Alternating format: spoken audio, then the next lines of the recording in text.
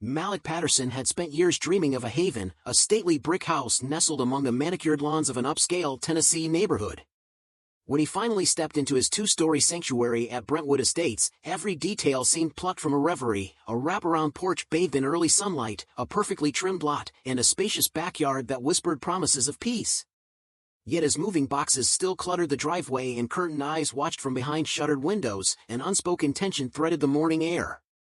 It was as if the neighborhood, for all its beauty, harbored secrets waiting to be unraveled. That very morning, as Malik sipped his freshly brewed coffee, an unexpected visitor arrived, a woman in her mid-60s with a crisp beige blouse, glistening pearl earrings, and a badge of authority pinned to her cardigan. "Good morning," she intoned in a clipped tone. "I'm Barbara Whitman, president of our Homeowners Association." Her eyes, cool and calculating, swept over Malik's new abode before fixing on the parked moving truck. In one fluid motion, she pressed a thick bundle of printed guidelines into his hand. "We maintain a certain standard here," she declared, her gaze lingering on every detail, from the truck that must be removed by dusk to the stray trash bins left out too early. With that, she turned on her heel, leaving Malik with a foreboding chill that whispered, "This is only the beginning." In the following days, Malik's tranquil mornings were interrupted by a series of terse notices. An unsigned letter decried the presence of an unauthorized vehicle in his driveway, ironically, his own car, which had merely idled in the soft dawn light. The next day, a crisp sheet detailed a minor infraction: his lawn, trimmed only an inch too short, was improperly maintained. Then came a complaint about a porch light that shone with an intensity deemed unacceptable, despite being the same fixture the previous owner had used. Each violation notice arrived like a drop of acid on his newfound joy, a relentless litany that transformed his dream into a battleground of petty codes and endless red tape. Malik tried to chalk it up to the eccentricities of neighborhood life. Perhaps the residents here were just cautious souls, slow to warm to a new face. But then, as if testing his resolve, a crisp envelope arrived each morning, one addressing trash can placement, another noting a stray overgrowth on his lawn.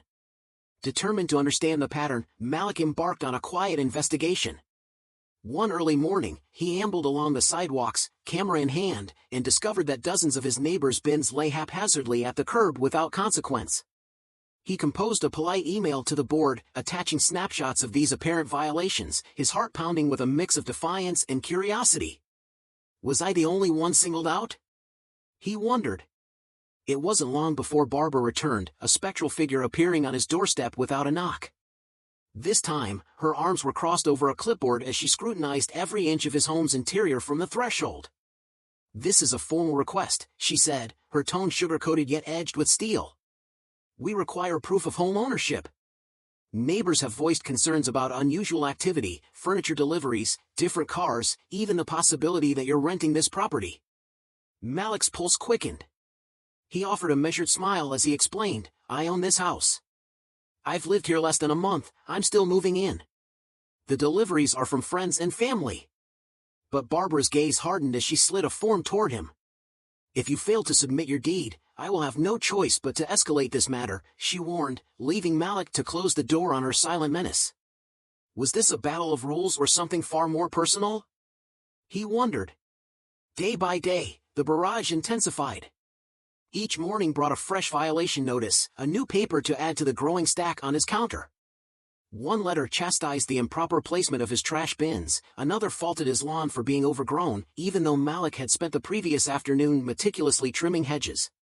Yet these infractions were isolated only to him. The rest of the neighborhood, with their unruly fences and weathered plastic chairs, remained untouched by such scrutiny. Malik's calm began to morph into a simmering resolve. "If they wish to play by their own arbitrary rules, I shall show them the truth," he silently vowed. One cool morning, Malik decided to test the limits of these mandates. He rose early and wandered through the neighborhood, noting with careful precision how several homes, each with its own minor imperfections, escaped any official reprimand. He captured vivid images: trash bins with lids askew, lawns with a hint of wildness, and broken shutters swaying in the gentle breeze. Returning home, he sent an email to the HOA board, politely inquiring why his bins were singled out when so many others were not. The email was met with silence, a silence that spoke volumes. "I'm not the problem here," Malik mused, a spark of rebellion lighting his eyes.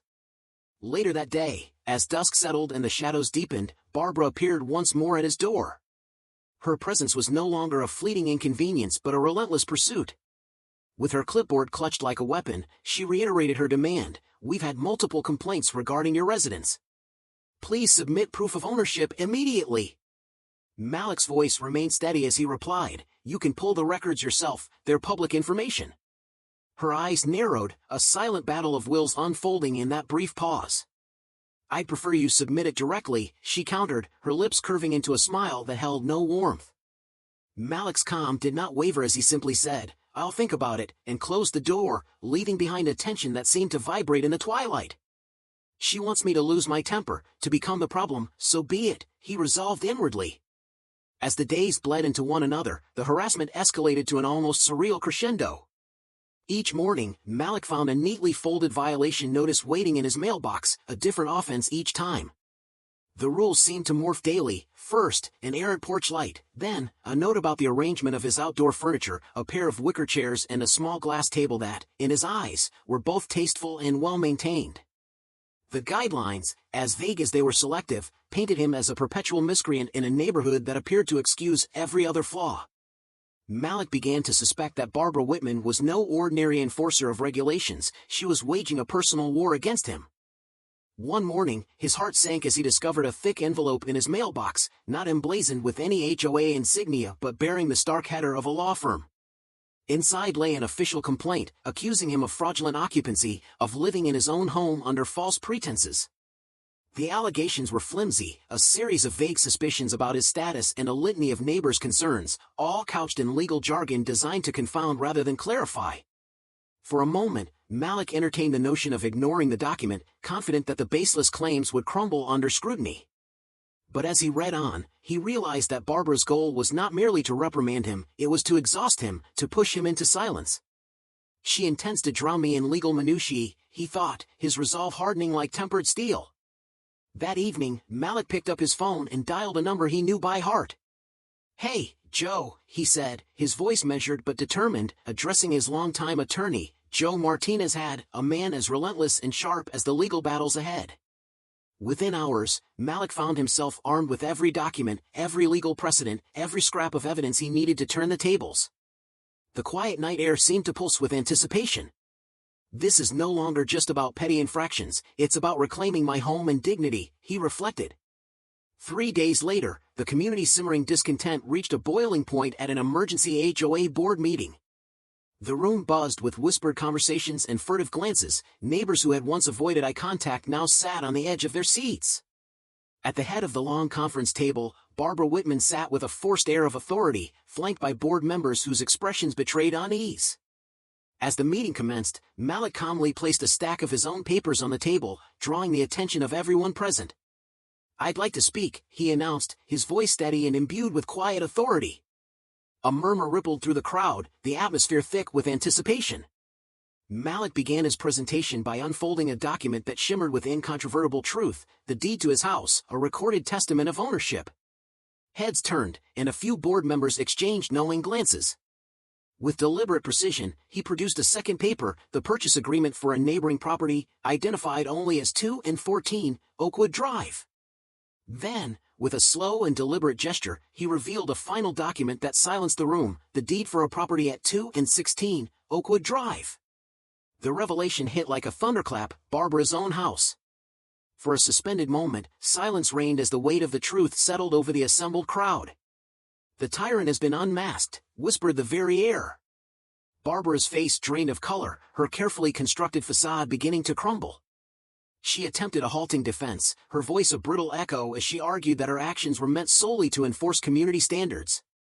"You've reported me as an illegal occupant," Malik countered, tapping the formal complaint she had filed against him. "Yet you've turned a blind eye to numerous infractions by others." He unfurled a series of printed emails, each a record of his formal complaints about overgrown lawns, broken shutters, and abandoned trash bins that had never received so much as a glance. "Tell me," he challenged, "do these rules only apply when I'm in your crosshairs?"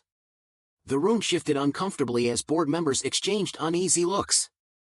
The power that Barbara had wielded so arrogantly was disintegrating under the relentless force of truth. In a final, decisive moment, Malik laid his concluding document on the table, a paper revealing that Barbara's own property had been purchased at auction, accompanied by a damning record of over $3,000 in unpaid fines and fees. "I suggest you start paying up," Malik intoned, his tone laced with a quiet, wry humor. "After all, wouldn't you prefer not to violate your own rules?" A ripple of murmurs ran through the room as even the board member, Stephen Reynolds, the HOA vice president, shifted uncomfortably in his seat. The meeting, which had begun as a quiet inquiry into minor neighborhood infractions, had transformed into a full-blown reckoning. By a narrow majority vote, the board declared that Barbara Whitman was removed from her position as president of the Homeowners Association, effective immediately. The verdict was not only a repudiation of her selective tyranny but also a symbolic reclaiming of fairness for every resident who had suffered in silence. Malik gathered his papers with a slow, measured grace, his victory tinged with bittersweet satisfaction. As he stepped out of the meeting, the weight of dozens of scrutinizing eyes bore witness to a lesson learned: rules are meant to serve the community, not to oppress the individual. Yet Barbara was not yet finished with her desperate maneuvers. The very next morning, as the sun crept over the horizon, Malik found her once again at the edge of his driveway. This time, she was not alone. By her side stood her husband, Richard, a stiff, somber man in his early 70s. Barbara's voice was tight, her carefully rehearsed lines laced with indignation as she declared, "I want to discuss the sale of my home." Malik's eyes narrowed imperceptibly. "I'm not selling," he said simply, the words hanging between them like a gauntlet. Her face contorted in disbelief. "But I've lived in that house for 32 years, Barbara protested. Malik tilted his head, his tone calm but unyielding. "Yet you never paid off the debt attached to it. I purchased it legally, at auction, with all its burdens included. If you want it back, you'll have to pay market value." Richard cleared his throat, adding in a flat tone, "We're prepared to offer you a fair price." Malik's laugh was low and knowing. "Define fair," he challenged, glancing at the stately home that now seemed less like a sanctuary and more like a battlefield scarred by ambition and hubris.